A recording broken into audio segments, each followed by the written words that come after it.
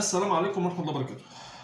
برج الجدي هتكلم معاكم في حلقة كده دردشة، ومنها اكتشاف مصايب لم تكن ما كنتش اخد بالك منها.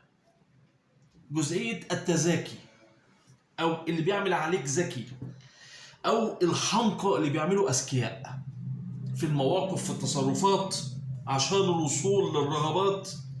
فأنا أكثر شخص على هذا الكوكب يعلم شخصية برج الجدي، واللي غير بأمر الله من حياة ناس كتير استشاروني أو عملوا معايا قراءة، عملت معاهم قراءة خاصة وغيرت بأمر الله طبعا حياتهم بالاختيارات بكل شيء، نتيجة للغباء اللي بيشوفوه في كل خطوة، في كل كلمة من شخصيات حواليهم، والمواقف يعني هنقول عليها مواقف فيها حماقة.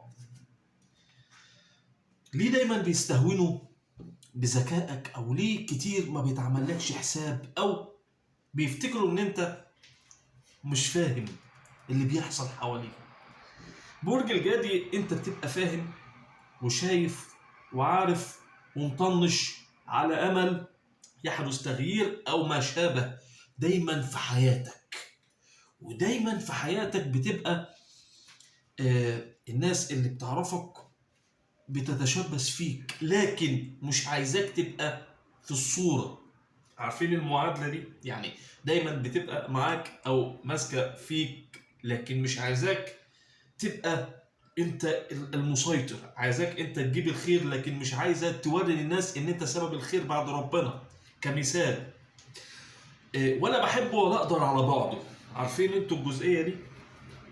طيب ده بسببك انت، انك شخص امين قوي وجدع قوي وطيب قوي، تستحمل بدل المرة 2 و3، وبتيجي على نفسك كتير.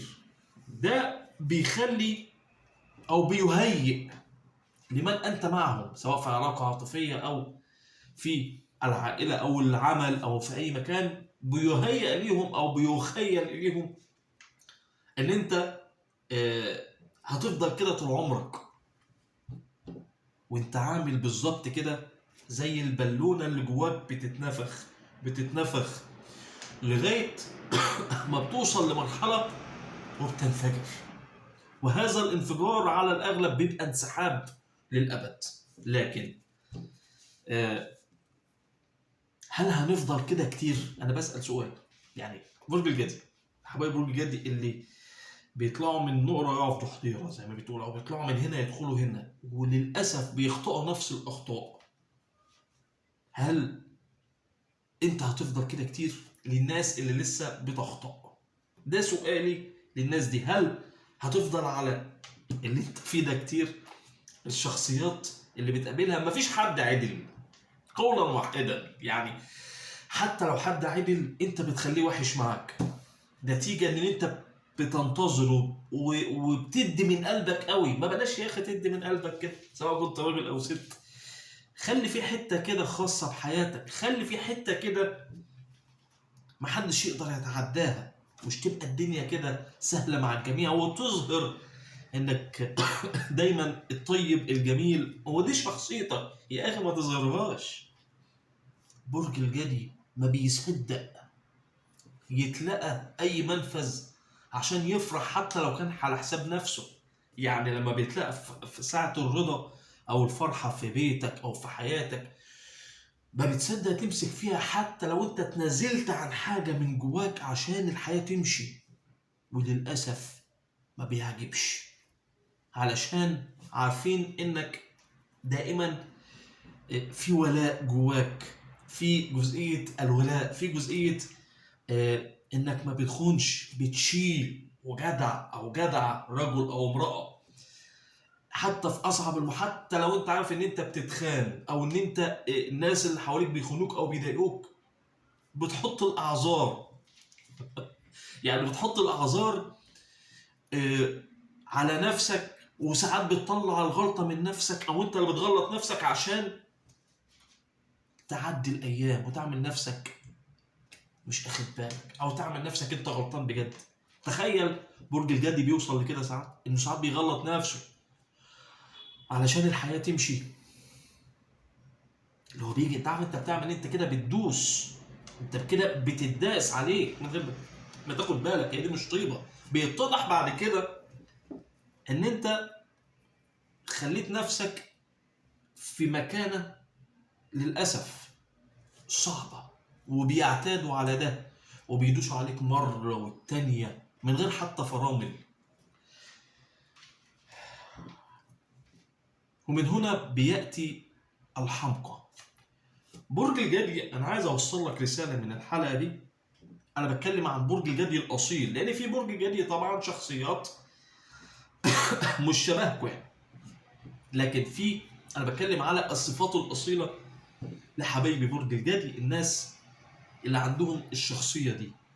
ومش هيفهمني الا اصحاب الصفات الاصيله بالفعل. كل كلمه انا بقولها الناس الجدايه الحقيقيين فاهميني كويس جدا.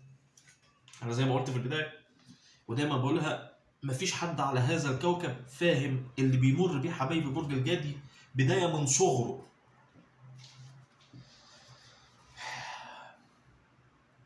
انا بوجه نصيحه لبرج الجدي: اتغير، اهرب، سيبها تخرب.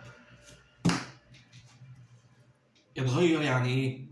مش سيبها تخرب دي مش حاجه وحشه عشان الناس تفهم غلط، بس اسمعوني للثلاثه: سيبها واهرب، اتغير واهرب وسيبها تخرب. اول حاجه وهي اتغير. اتغير دي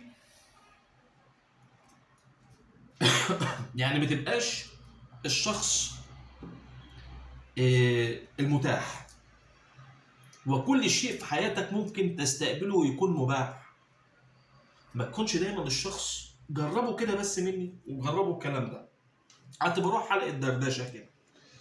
ما تبقاش متاح وانت حد جاي عليك.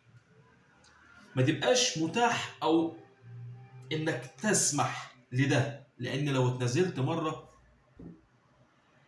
بتشبك معاك، عامله زي لما مؤاخذه الواحد اللي بيتعاطى كده، مره في مره في مره خلاص بتدخل في دوامه، ودوامه تنازلات، ولو وقفت عنها تبقى انت اللي غلطان وحش ولبسوك الغلط.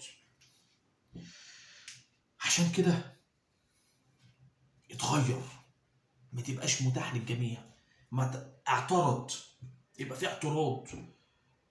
ومع مين؟ مع اقرب المقربين، لان للاسف الضربه والقسوه والاستغلال عند الكثيرين بيجي من اقرب مقربين. تاني امر معانا هو اهرب. اهرب يعني مش انت عامل حاجه وحشه يعني. اهرب لو تلاقيت موقف فيه استغلال او تمادي، ادي فرصه، والتانيه التالته لا. انت بالذات ادي فرصه، والتانيه والتالته اخرها. ما حصلش اللي في دماغك والناس ما رجعتش عن اسلوبها معاك ايا كان هذا الشخص، اهرب. نقطه ثالثه وهي الافضل، وهو العقاب. انت دايما يا برج الجدي في اي مكان انت عمود المكان، انت عمود البيت، انت عمود العمل. لما بتلاقي منافسه وتلاقي غباء وتلاقي حماقه، عاقبهم ان تسيبها فوق دماغهم. هتعرفوا تشغلوها ولا لا لو مكان عمل؟ هتعرفوا قيمتي ولا لا لو حد شريك حياه مش مقدر قيمتك؟ سيبها لغايه ما تخرب. ليه؟ لان انت لو سبتها ورجعت هتبقى في المتناول، لكن لما توصل لمرحله انها تبوظ خالص الحياه او العمل، ساعتها هتعرف قيمتك كويس وهيبقى ليك تمن، وساعتها هتحط شروطك وهتعيش في وضعك الطبيعي. طبعا في ابراج تانية كتير بتعاني نفس برج الجدي، لكن انا بخص هنا برج الجدي الناس اللي متبهدله قوي عشان عندها صفات مميزه جدا عن كمان الابراج، في امور في حياتها بتخليها دايما تتنازل. ان شاء الله خير، ويا رب يكون كلامي بيوصل للناس. ما تنسوناش بالدعم والاشتراك. السلام عليكم.